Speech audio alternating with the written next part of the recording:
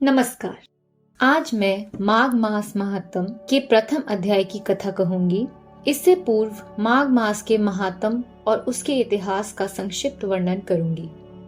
सर्वप्रथम विघ्नों का विनाश करने वाले गणेश जी, सारी सृष्टि का पालन करने वाले भगवान विष्णु, ज्ञान की दात्री सरस्वती जी, सब पुराणों के कर्ता श्री व्यास जी तथा सभी ज्ञानी जनों के चरण कमलों में नमस्कार करती हूँ। माघ महात्म कि ये कथाएं सतयुग में स्वयं भगवान शिव द्वारा मातेश्वरी पार्वती जी को सुनाई गई थी। उसके बाद त्रेता युग में इन्हें महर्षि वशिष्ठ जी ने महाराज दिलीप को सुनाया था और द्वापर युग में भगवान दत्तात्रेय जी ने सहस्त्रबाहु को ये कथाएं सुनाई थीं। ये पावन कथाएं सभी पापों से मुक्ति दिलाकर इस लोक में सर्व सुख, धन वैभव, रिद्धि सिद्धि और अंत में मोक्ष प्रदायक हैं। अथ प्रथमो अध्याय आरंभ। सूत जी ने कहा, हे ऋषियों, भूमंडल के समस्त राजाओं महाराजाओं में श्रेष्ठ पुण्यात्मा और प्रतापी इक्ष्वाकु वंशी महाराज दिलीप ने एक दिन अपने अनुचरों सहित सब प्रकार से पूर्ण सुसज्जित होकर वन में आखेट के लिए प्रस्थान किया। उनके अनुचर तथा सहायक भी सभी प्रकार के अस्त्र शस्त्रों से सुसज्जित थे। वन में पहुंचकर सभी शिकार की खोज में इधर उधर दौड़ने लगे। जैसे ही अनुचर को कोई वन्य पशु दृष्टिगोचर होता, वैसे ही वह महाराजा दिलीप को सूचित करता। राजा ने अनेकों मृगों तथा जंगली सुअरों इत्यादि का शिकार किया। इस समय सभी उत्साहित होकर अपने अपने अश्वों पर आरूढ़ पूरे वन में फैल गए थे तथा मृगया में मदमत होकर वन्य जीवों का शिकार कर रहे थे। कई दिनों तक यह क्रम चलता रहा। सभी वन्य प्राणियों में भय और भागदौड़ छा गई थी। महाराजा अपने अनुचरों सहित शिकार करते और विश्राम करते हुए आगे बढ़ते जा रहे थे। राजा सिंह का शिकार करने को व्याकुल हो रहा था, पर समस्त वन में सिंह अब तक दृष्टिगोचर नहीं हुआ था। इसी समय राजा दिलीप ने देखा कि एक अत्यंत सुंदर मृग एक झाड़ी से निकला तथा विद्युत गति से चौकड़ी भरते हुए वन में एक ओर भाग चला। राजा दिलीप ने जैसे ही उस मृग को देखा, वैसे ही अपना घोड़ा उसके पीछे दौड़ाकर उसका पीछा करना शुरू कर दिया। किंतु मृग के भागने की गति इतनी तीव्र थी कि राजा का अश्व उसके पास पहुंच ही नहीं पा रहा था। भगवान शिव जी ने पार्वती जी को बतलाया, हे पार्वती, यह कोई साधारण वन मृग न था, बल्कि मायावी मृग था। कभी वह मायावी मृग वायु वेग से उड़ता प्रतीत होता और कभी लंबी लंबी छलांगे और कुलाचे भरता हुआ वन में अदृश्य हो जाता।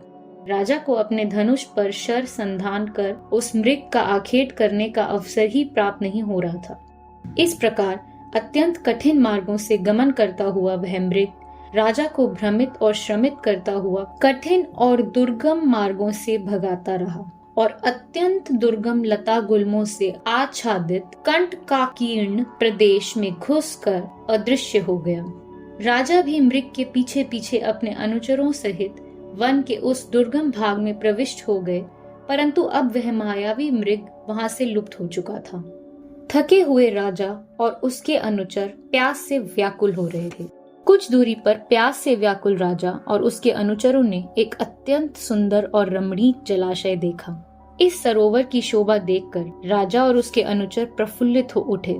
सरोवर का जल अत्यंत स्वच्छ, निर्मल तथा पारदर्शी था।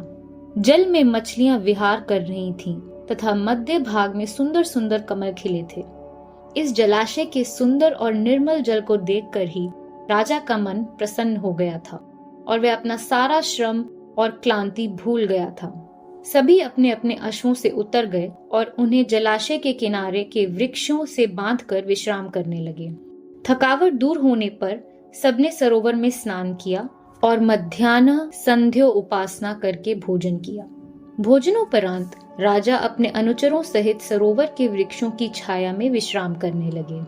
राजा ने रात्रि उसी सरोवर के तट पर बिताने का निर्णय लिया। भोजन करने और मशाले जलाने के बाद राजा और उसके कुछ सेवक सो गए और कुछ पहरा देने लगे। रात्रि के द्वितीय पहर में जंगली शूकरों का एक बड़ा सा दल उस सरोवर पर आया। शूकरों ने जल में घुसकर सरोवर के कमलों का जी भरकर भक्षण किया और जल पीकर अपनी भूख व प्यास मिटाई। सरोवर के जल और कमलों से शूकर दल अपनी भूख और प्यास शांत कर लौटने लगा तभी उन पर राजा के शिकारी दल तथा सैनिकों ने अचानक तलवारों, भालों और बाणों से भयंकर आक्रमण कर दिया। अनेकों शूकर मारे गए। इससे राजा के अनुचरों, शिकारियों तथा सैनिकों में प्रसन्नता की लहर दौड़ गई। राजा ने मरे हुए शूकरों को घोड़े पर लदवाया और नगर के लिए प्रस्थान करने को कहा।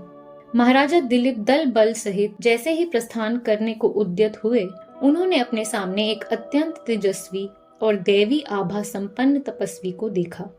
राजा अश्व से उतरकर आदर सहित ऋषि को शीश नवाकर प्रणाम कर खड़ा हो गया। यह तपस्वी और कोई नहीं, महर्षि वैखानस थे, जिन्होंने अपनी उग्र तपस्या तथा व्रतों की दिव्य शक्ति द्वारा महर्षि पद प्राप्त किया था। महर्षि वैखानस ने राजा के बहुमूल्य वस्त्र आभूषणों को और सुसज्जित दल बल को पहले ही देखकर राजा होने का अनुमान लगा लिया था। महर्षि ने गंभीर स्वर में कहा, राजन, इस पवित्र और संपूर्ण व्रत युक्त माह में आप इन वन्य प्राणियों का संहार कर रहे हैं। यह बड़े ही खेद और दुख की बात है। यदि आप जैसे श्रेष्ठ राजा भी मांस, मदिरा और मृग्या में लिप्त बने रहेंगे तो संसार का क्या होगा? साथ ही आपको स्वर्ग की प्राप्ति कैसे होगी? इसलिए यदि आप स्वर्ग प्राप्ति की इच्छा रखते हो तो माघ मास का स्नान प्रयागराज आदि दिव्य तीर्थों पर करो तथा माघ मास की महात्म कथा को पूर्ण श्रद्धा और भक्ति पूर्वक सुनो। हे राजन, इससे निश्चित रूप से आपका कल्याण होगा और आपका उद्धार होकर आपको स्वर्ग की प्राप्ति होगी। इति श्री पद्म पुराणे माघ महात्म्ये प्रथमोऽध्याय समाप्त। धन्यवाद।